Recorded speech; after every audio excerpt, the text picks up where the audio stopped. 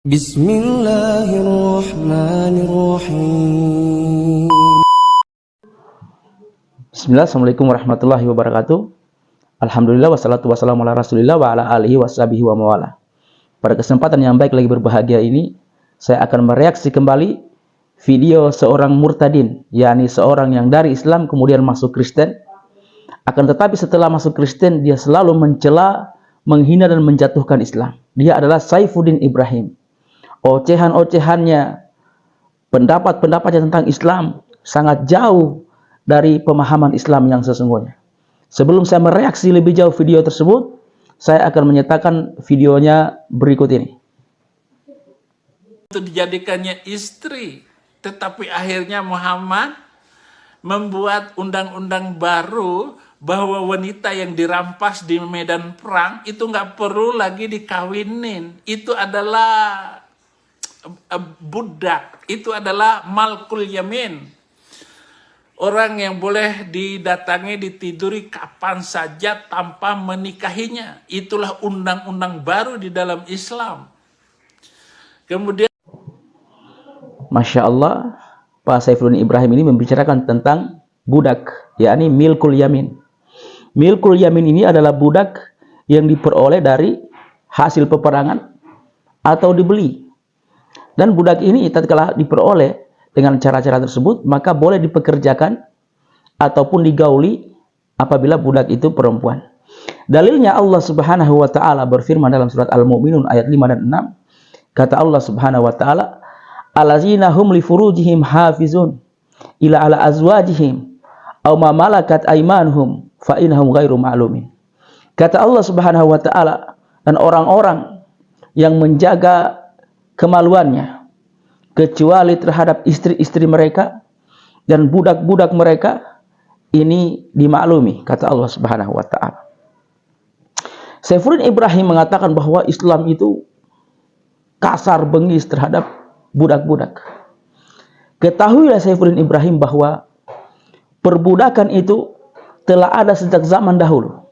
Sejak zaman Persia, Romawi kuno, Babilonia, Yunani, bahkan di era Aristoteles dan Plato, perbudakan ini telah ada dari sejak zaman dahulu. Bisa kita lacak juga dalam Bible. Bible Perjanjian Lama, Keluaran 21 ayat 1 sampai 11. Itu bisa dicek di sana. Keluaran 21 ayat 1 sampai 11. Ini menceritakan tentang perbudakan.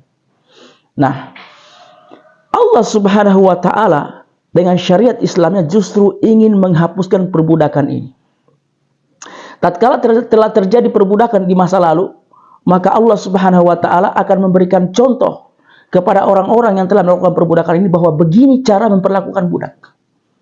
Oleh sebab itu Allah Subhanahu wa taala menghalalkan budak ini agar orang melihat Nabi SAW bagaimana caranya memperlakukan budak.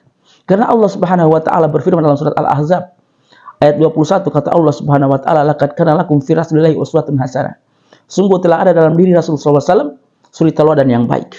Maka cara memperlakukan budak, Nabi SAW mempraktekannya dalam Islam.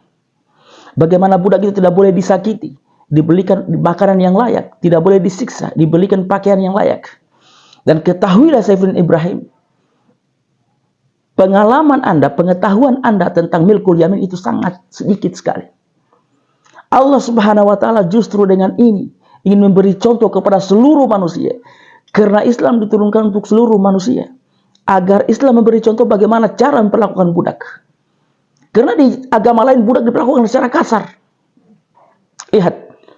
Satu, tatkala budak ini digauli kemudian hamil, maka anaknya itu dinisbatkan kepada bapaknya, kepada pemilik budak. Maka sejahtera anaknya ini akan diberikan pakaian yang layak, sandang, pangan, dan lain sebagainya dengan layak.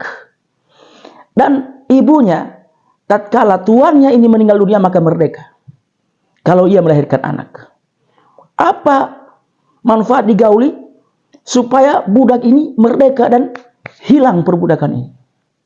Kemudian, lihat bagaimana Nabi SAW selalu memberi sanksi kepada orang-orang yang melanggar syariat dengan memerdekakan budak. Di antaranya, tatkala kita bersenggama dengan sengaja di bulan suci Ramadan. Kafaranya adalah sebagiannya memerdekakan budak. Kemudian zakat disalurkan untuk apa? Sebagiannya untuk memerdekakan budak.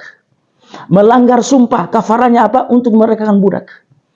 Maka dari sini kita lihat bagaimana Islam hendak menghapuskan perbudakan itu secara perlahan-lahan agar memberi contoh kepada masyarakat luas, orang-orang yang tidak memeluk Islam, yang memperlakukan budak secara kasar, bahwa beginilah cara memperlakukan budak. Dan ketahuilah Saifuddin Ibrahim bahwa budak tatkala ditawarkan Islam, kemudian dia masuk Islam, maka budak itu harus dimerdekakan. Itu dalam Islam. Karena tidak boleh memperbudak kaum muslimin. Haram memperbudak kaum muslimin. Oleh sebab itu, Allah Subhanahu wa taala menghalalkan budak ini untuk memberikan contoh kepada seluruh umat manusia. Karena Nabi SAW diutus untuk seluruh umat manusia. Wa ma arsalnaka illa rahmatan lil alamin, kata Allah Subhanahu wa taala. Kami tidak mengutusmu kecuali untuk rahmat bagi seluruh alam.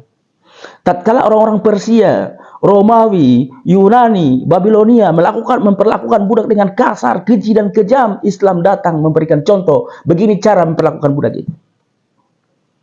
Maka saya tantang kepada siapapun, kepada Anda dan konco-konco Anda, datangkan agama mana, syariat mana yang paling baik memperlakukan budak selain Islam.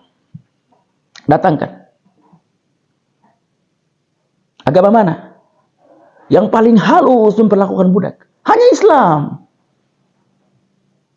Banyak syariat Islam yang kafaranya, ganjarannya memerdekakan budak, memerdekakan budak, memerdekakan budak. Melanggar sumpah, memerdekakan budak.